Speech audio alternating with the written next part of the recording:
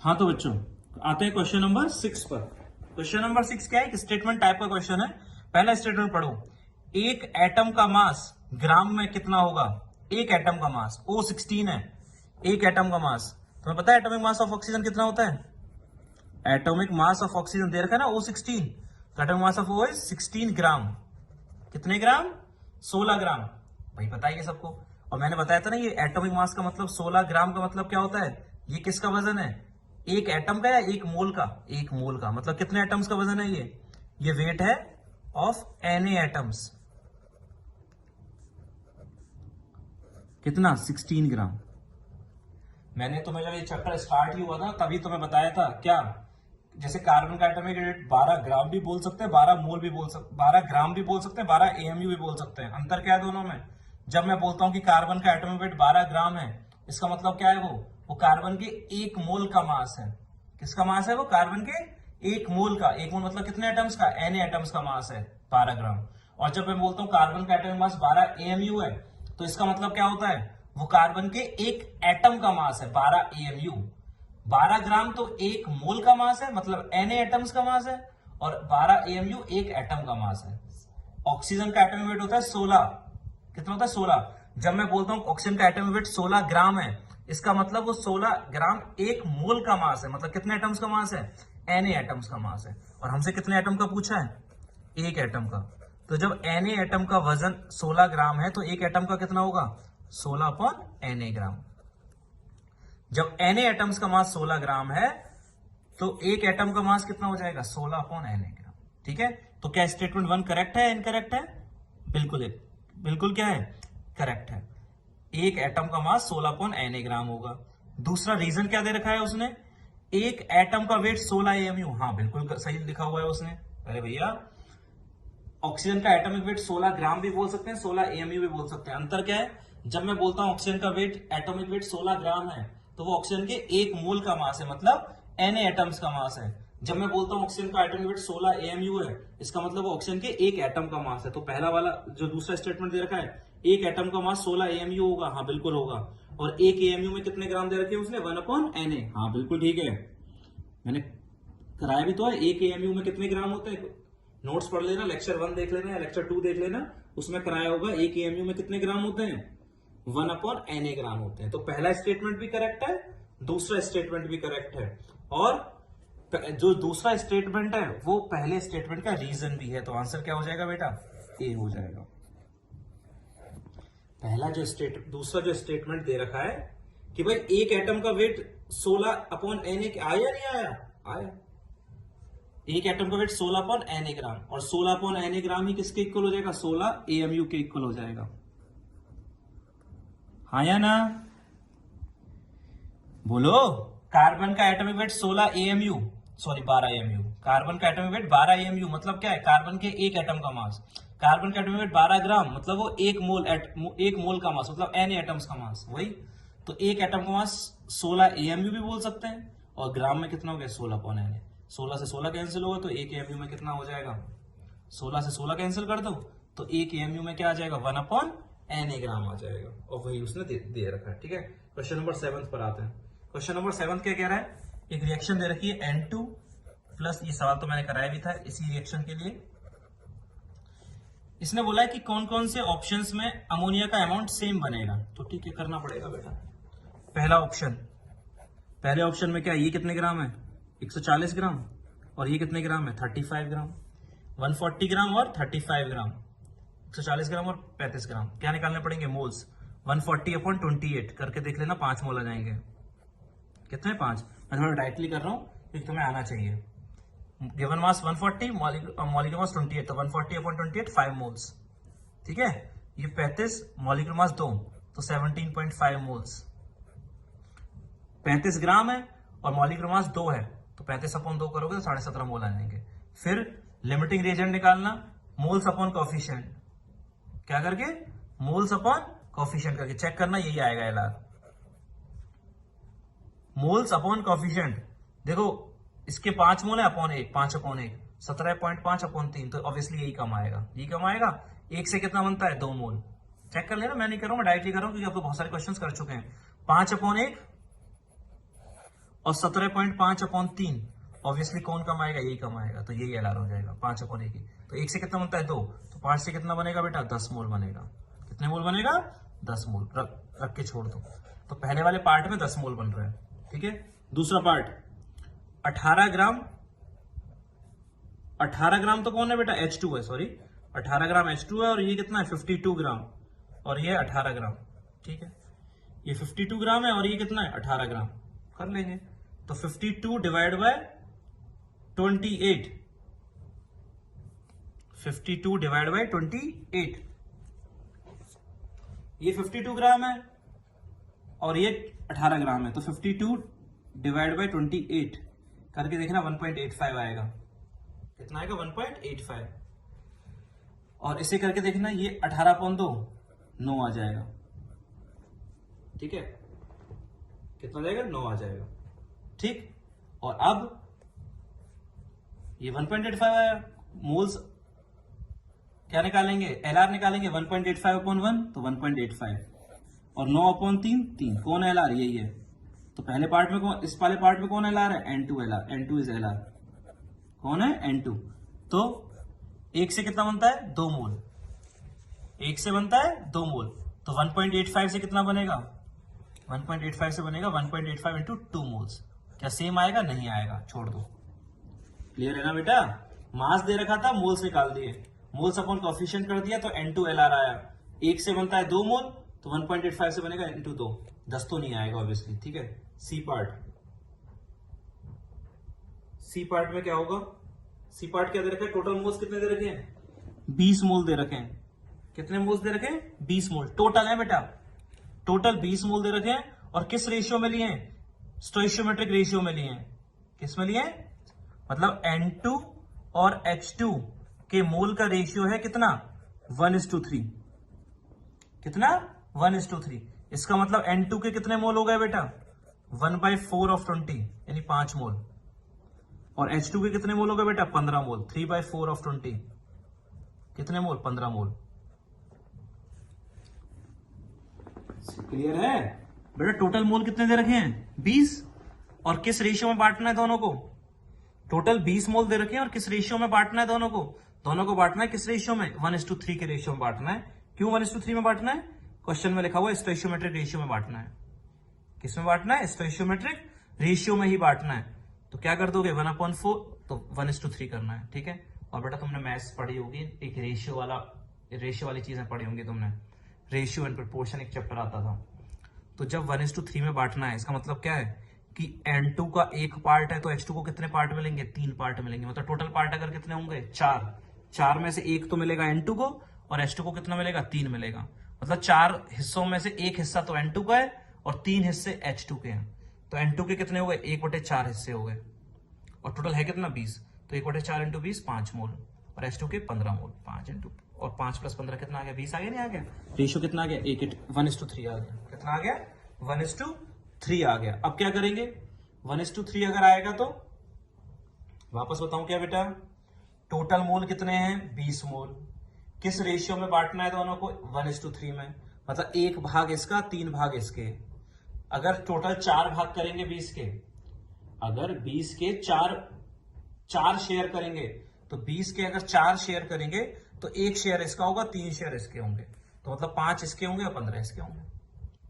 अरे भैया तुम्हारे पास 20 पेन है, 20 पेन को तुम्हें एक इंसान को तो 1 भाग देना है और एक इंसान को 3 भाग देने हैं उस 20 पेन के, तो एक इंसान को तो 5 पेन दोगे, एक इंसान को क्या दे दोगे 15 पेन दे दोगे, तो वही निकाला है मैंने यहाँ पर, ठीक है। अब बताओ जब रेशियो वही है तो एलआर कौन होगा, एलआर कोई नहीं होगा, क्योंकि जब मोल्स का रेशियो वही होता है जो स्टोइशियोमेट्रिक कोएफिशिएंट का रेशियो होता है, तो सब खत्म हो जाता है, सब खत्म हो जाता है। तो किसी से रिलेट कर लो, N2 से कर लेते चलो। 1 से कितना बनता है 2 बनता है, 1 से बनता है 2, तो 5 से कितना बनेगा, 1 से बनता है 2 तो 5 से कितना बनेगा 10 मोल बनेगा, कितना बनेगा 10 मोल।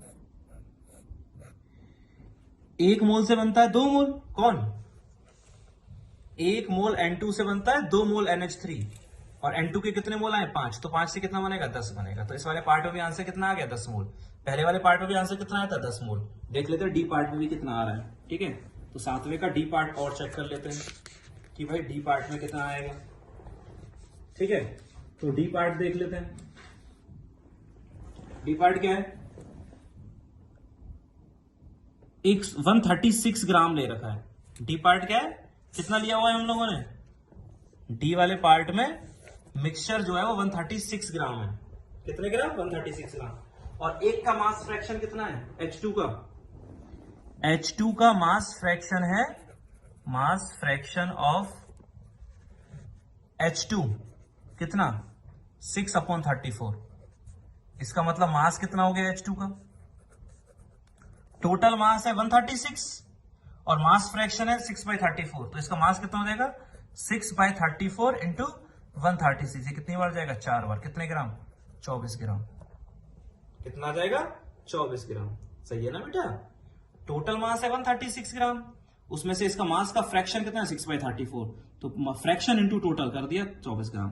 तो N2 का मास कितना हो गया फिर बेटा, अगर H2 का मास 24 ग्राम है तो N2 का हो गया 136 माइनस 24, कितने ग्राम, 112 ग्राम। कितने ग्राम, 112 ग्राम, क्योंकि टोटल 136 था ना। ठीक है, तो N2 के मोल्स कितने आ गए बेटा, 112 डिवाइड बाय 28, कितने, 4 मोल। H2 के कितने मोल आ गए बेटा, 24/2, यानी कितने मोल, 12 मोल। ठीक है, N2 के 4 मोल, H2 के 12 मोल। कॉफिशिएंट इसका कितना था, 1, तो 4/1 4। इसका कॉफिशिएंट कितना था H2 का, रिएक्शन में देखना 3 था, तो 12/3 4। दोनों बराबर आ गए तो नो LR, कोई भी LR नहीं है, किसी से रिलेट कर लो, चाहे N2 से चाहे H2 से। 1 मोल N2 से क्या बनता है, 1 मोल N2 से बनता है 2 मोल NH3। 1 मोल N2 से बनता है कितना, 2 मोल NH3। बनता है नहीं बनता है, रिएक्शन में दिख रहा होगा। तो 4 मोल N2 से कितना बनेगा, 8 मोल NH3। कितना बनेगा, 8 मोल NH3। 1 मोल N2 से बनता है 2 मोल NH3, तो 4 मोल से कितना बनेगा, 8 मोल NH3। क्लियर है। H2 का मास फ्रैक्शन दे रखा था, टोटल मास दे रखा था, फ्रैक्शन इंटू टोटल कर दिया तो मास आ गया H2 का। तो N2 का निकालने के लिए टोटल में से उसको माइनस कर दिया 112 ग्राम। दोनों का मास पता लग गया तो दोनों के मोल्स निकाल लिए। दोनों के मोल्स से कोफिशिएंट का डिवाइड करा तो 4 आ गया। इसका मतलब दोनों के दोनों, इनमें से कोई भी LR नहीं है, दोनों के दोनों ही खत्म हो जाएंगे। दोनों खत्म हो जाएंगे तो किसी से रिलेट कर लो, आंसर सेम आएगा। मैंने M2 से कर दिया। 1 मोल N2 से कितना बन रहा है, 2 मोल NH3। रिएक्शन की बैलेंसिंग देख लेना, तो 4 से कितना बनेगा, 8। तो 10 किस में बन रहा था, सिर्फ A में और C में। तो आंसर क्या हो गया बेटा, इसका A और C आंसर हो गया। इसका जो आंसर होगा वो क्या हो जाएगा बेटा, 10 मोल हो जाए, सॉरी A हो जाएगा और C, क्योंकि A और C में ही सेम अमाउंट बन रही है। कितनी कितनी, 10 मोल बन रही है। आते हैं क्वेश्चन नंबर बेटा, नेक्स्ट क्वेश्चन पर आते हैं। Question number 8। ठीक है, दोनों के अंदर कितना बन रहा है, A में भी 10 मोल बन रहा था, C में भी 10 मोल बन रहा था, B में 1.85 इंटू 2 बन रहा था और D में 8 मोल बन रहा था। क्वेश्चन में पूछा था कि किस में सेम अमाउंट ऑफ NH3 बनेगा। क्वेश्चन नंबर 8 पर आओ। क्वेश्चन नंबर 8 क्या कहता है, एक थ्योरेटिकल क्वेश्चन है, अच्छे से देखेंगे। AA plus BB gives CC plus DD, ये कोई रिएक्शन है। ठीक है, और ये दे रखा है इस रिएक्शन के लिए A is not equal to B is not equal to C is not equal to D। ठीक है, ये भी दे रखा है। क्या बोला है, select the incorrect statement. Incorrect statement बताना है कौन सा होगा। पहला स्टेटमेंट क्या है बेटा, A moles of A combines with B moles of B to produce C moles of C and D moles of D। हाँ, ये बेटा बिल्कुल करेक्ट है। अगर इसका A मोल इसके B मोल से रिएक्ट करेगा तो इसके C मोल बनेंगे और इसके D मोल बनेंगे। पहला स्टेटमेंट तो क्या हो गया, करेक्ट हो गया। दूसरा स्टेटमेंट तो आंसर नहीं होगा ना पहला, क्योंकि हमें इनकरेक्ट बताना है। दूसरा, A gram of A reacts with B gram of B to produce C gram of C, बिल्कुल गलत। मैंने क्या बोला था, कोफिशिएंट से मोल्स रिलेट करते हो, मास करते हो, मोल्स। ये थोड़ी बोलोगे इसका A ग्राम इसके B ग्राम से रिलेट करेगा, इसका C ग्राम और D ग्राम बनेगा, नहीं। तो B आंसर क्या हो गया, B ऑप्शन इनकरेक्ट हो गया। ग्राम में नहीं बोल सकते हो। C ऑप्शन क्या है, अगर A के X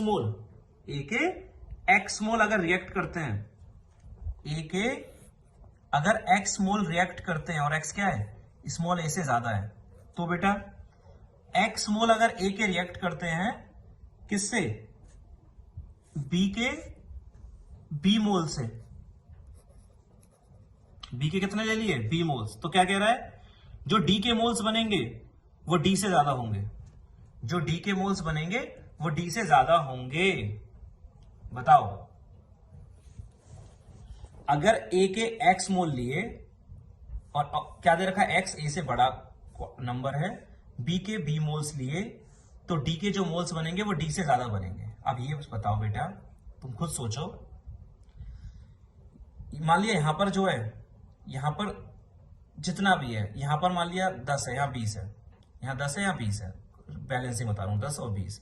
तो ये बताओ, अगर ये 10 मोल है और ये 20 मोल, मतलब ये 10 मोल इसके 20 मोल से ऐड कर रहा है, और तुमने इसके मोल्स 1000 ले लिए, ये बताओ, इसका 10 मोल इसके 20 मोल से रिएक्ट करता है ऑब्वियसली, है ना, तो इसके 10 मोल इसके 20 मोल से रिएक्ट करते हैं, और तुमने इसके ले भी कितने लिए, 20 ही ले लिए, तो इसके तुम चाहे 1000 मोल क्यों ना ले लो, रिएक्ट तो कितना ही करेगा बेटा, 10 ही करेगा ना, क्यों?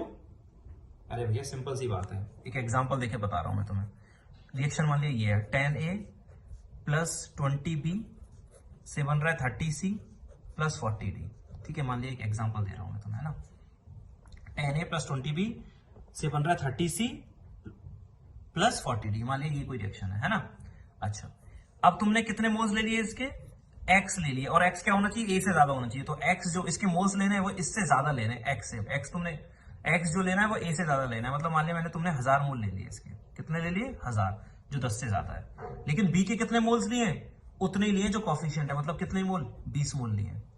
तो ये बताओ तुम, डी क्या बनेगा, 40 बनेगा, 40 से ज्यादा बनेगा, तुम खुद सोच लो, तुम खुद ये सोचो, इसके 20 मोल इसके कितने मोल से रिएक्ट करेंगे, 10 मोल से। इसका 20 मोल रिएक्ट कितने से करेगा, बैलेंसिंग देखो, इसका 20 मोल 10 मोल से रिएक्ट करेगा, और तुमने ये लिया कितना है, 20 मोल ही लिया है, तो इसके जब 20 मोल लोगे तो रिएक्शन तो सिर्फ इसके कितने के साथ होगी, 10 मोल के साथ ही होगी, चाहे तुम यहाँ 1000 मोल ले लो, या तुम यहाँ पर 10,000 मोल ले लो, 1,00,000 मोल ले लो, ए जो है चाहे तुम कितना ही लो, अगर बी के 20 मोल लिए हैं तो ए के कितने मोल की रिएक्शन ही कंप्लीट होगी, सिर्फ 10 मोल की ही होगी, बाकी तो पड़े रहेंगे, और इसके 20 मोल रिएक्ट करेंगे, इसके 10 मोल रिएक्ट करेंगे, और इसके सिर्फ कितने बनेंगे, 40 ही बनेंगे। अगर तुम इसके 20 मोल लोगे तो डी के जो मोल बनेंगे वो सिर्फ और सिर्फ कितने बनेंगे, 40 ही बनेंगे, चाहे तुम इसे 1,00,000 मोल क्यों ना ले लो, 10 लाख, 1 करोड़ मोल क्यों नहीं ले लिया तुमने ए के, अगर ए का 1 करोड़ मोल भी है तो इसके 20 मोल तो सिर्फ इसके कितने से रिएक्ट करेंगे, 10 मोल से रिएक्ट करेंगे, जो बाकी बचेंगे वो तो बचे रह जाएंगे, रिएक्शन आगे बढ़ेगी नहीं, और डी के कितने बनेंगे, 40। तो अगर इसके 20 मोल ले रहे हो और इसके 10 से ज्यादा ले रहे हो, तो अगर कितने ही ज्यादा ले लो, रिएक्शन सिर्फ 10 मोल के साथ ही होगी, इसका 20 मोल इसके 10 मोल से रिएक्ट करेगा और 40 बनाएगा, मतलब डी मोल ही बनाएगा। और ऑप्शन में क्या दे रखा था कि डी से ज्यादा बनेगा, डी से ज्यादा नहीं बनेगा, क्या बनेगा, डी ही बनेगा। तो बी भी इनकरेक्ट हो गया और सी भी इनकरेक्ट हो गया। और डी चेक करो, ए के कितने मोल्स ले रखे हैं बेटा, ए के मोल्स ले रखे ए, और बी के मोल्स भी कितने ले लिए, A, then number of moles of each C and D will be equal to A. अरे इसके ए मोल्स ले रहे हैं और इसके भी ए मोल्स ले रहे हैं, तो इसके भी ए मोल्स बनेंगे और इसके भी ए मोल्स बनेंगे, ये तो बहुत गंदी सी बात हो गई। इसी रिएक्शन को एग्जांपल लेके चल लेते हैं। मान ली तुमने इसके मोल ले लिए कितने, 10, और इसके भी कितने ले लिए, 10। ए के 10 मोल ले लिए और बी के भी 10 मोल ले लिए, ए मोल्स ही ले रहे हैं ना, ठीक है, तो इसके भी तो 10 मोल बनेंगे। अरे ये तो बहुत ही गलत हो गया, इसके जब 10 मोल लोगे तो क्या इसके 10 मोल बनेंगे, बिल्कुल नहीं, चेक कर सकते हो, इसके 10 मोल लिए, इसके 10 मोल लिए, कोफिशिएंट कितना है इसका, 1, 10, तो 10/10 10 हो जाएगा, मोल्स हैं 10, कोफिशिएंट है 20, तो 10/20 हाफ हो जाएगा। तो लिमिटिंग रिएजेंट कौन हुआ बेटा, मोल्स अपॉन कोफिशिएंट, 10/10 1 आ गया, मोल्स अपॉन कोफिशिएंट, इसके मोल्स कितने लिए तुमने, 10 मोल लिए अगले पार्ट में, है ना, तो 10/20 आधा हो गया, तो लिमिटिंग रिएजेंट कौन हो गया, बी हो गया, B is L R, B क्या हो गया, एल आर हो गया, एल आर हो गया। तो 20 से कितना बनता है, 30, तो 20 से बनता है 30, तो 10 से कितना बनेगा, 30/20 × 10। इसका मतलब मैं सॉल्व नहीं कर रहा हूं, मतलब 10 तो नहीं आएगा, कितना आएगा, ये 15 मोल आएगा। सी कितना आया, 15 मोल, लेकिन क्वेश्चन में क्या कह रहा है कि इसके ए मोल लोगे तो इसके ए मोल ले रहे हो, इसके ए मोल ले रहे हो, तो इसके भी ए मोल बनेंगे, इसके भी ए मोल बनेंगे। इसको मतलब हमने क्या लिया, इसके 10 मोल ले लिए, इसके 10 मोल ले लिए, तो क्या ये भी 10 मोल और ये 10 मोल बना, नहीं, इसका तो कितने मोल आ गए, 15 आ गए। 10 लिया, 10 लिया, 10/10 1, 10/20 आधा, ये मतलब बी एल आर हो गया। एल आर कौन हो गया, बी हो गया। बी अगर एल आर हो गया तो 20 से बनता है 30, 20 से बनता है 30, तो 10 मोल से कितना बनेगा, 20 से बनता है 30, और 10 से कितना बनेगा, अपॉन में डिवाइड करके मल्टीप्लाई कर दिया, 15 मोल बनेगा। तो ये भी क्या हो गया बेटा, गलत हो गया। ठीक है, तो आंसर क्या हो गया, बी हो गया, सी हो गया और डी हो गया। ठीक है, क्वेश्चन नंबर 9 पर आते हैं। 9 क्या कह रहा है, कैलकुलेट परसेंटेज लॉस इन मास। बेटा लॉस के जो क्वेश्चन है, लॉस के क्वेश्चन में नेक्स्ट लेक्चर में कराऊंगा। अभी ये टाइप 3 रिएक्शंस आ गई है, टाइप 3 या टाइप 4, तो 9th नहीं कर रहे, 9th छोड़ देते हैं अभी के लिए। क्वेश्चन नंबर जो 9th है वो स्किप करते हैं, क्योंकि वो दूसरे टाइप की रिएक्शंस हैं जो मैं आने वाले लेक्चर्स में पढ़ाने वाला हूं, तो 9th अभी स्किप कर सकते हो, छोड़ सकते हो। क्वेश्चन नंबर 10th पर आते हैं। क्वेश्चन नंबर 10th क्या कह रहा है, एक रिएक्शन दे रखी है बेटा, FeCl3 सॉलिड से बन रहा है FeCl2 solid plus Cl2 gas. Reaction balance नहीं है ना, तो कर दो, आधा लगा दो। यहाँ पर आयरन आयरन 1 है, क्लोरीन 3 है, या 2 है, तो 1 क्लोरीन और चाहिए थी, तो आधा लगा दिया, तो हाफ इंटू 2 1 हो गया, तो 2 + 1 3 हो गई। ठीक, क्या चाहिए इसे, ये दे रखा है बेटा 162.5 ग्राम। सबसे पहले क्या निकाल लेंगे, मोल्स निकालेंगे। 162.5 divide by molecular mass. Iron का होता है 56 और क्लोरीन का होता है 35.5। 56 + 35.5 इंटू 3, तो कितना हो गया बेटा, 35.5 इंटू 3 106.5, 106, ये 162.5 ही आएगा बेटा। कितने मोल्स आ गए, 1 मोल आ गया। ठीक है, इसका मास दे रखा था, मैंने क्या निकाल लिया बेटा, इसके मोल्स निकाल लिए। Given mass upon molar mass, molar mass इसका इतना ही है। 1 मोल से ये कितना बनता है, आधा मोल, ये गैस है ये ना, 1 मोल से बनता है आधा मोल, और 1 मोल ही है, तो ये कितना बन गया बेटा, आधा मोल बन गई। क्लोरीन गैस कितनी बन गई, आधा मोल। 1 से बनता है आधा और 1 ही था, तो 1 मोल से कितनी क्लोरीन बन गई, हाफ मोल बन गई। क्या मोल्स पूछे क्वेश्चन में Cl2 के, नहीं, क्या पूछे हैं, प्रेशर पूछा है, और ये क्या निकल गया बेटा, मोल्स निकल गए। क्या वॉल्यूम और टेम्परेचर गिवन है, हाँ गिवन है, तो कौन सी इक्वेशन लगाओगे बेटा, PV = nRT, तो pressure = nRT upon V। Moles कितने गैस के, बेटा इक्वेशन गैस के लिए लगती है ना, गैस कौन सी, सिर्फ क्लोरीन, ये दोनों तो सॉलिड हैं। मोल्स कितने, हाफ। आर की वैल्यू 0.0821। टेम्परेचर देख के बताओ, 27 डिग्री, केल्विन में रखा हो जाता है तो 300 आ गया। और वॉल्यूम देख के बताना कितना है बेटा, वॉल्यूम है 0.081। बहुत अच्छे, क्वेश्चन क्या है, इजी हो गया। वॉल्यूम दे रखा है 0.0821, इससे ये कैंसिल हुआ, तो हाफ इंटू 300, कितना आ गया बेटा आंसर, 150 ATM। कितना आंसर आ गया बेटा, 150 ATM।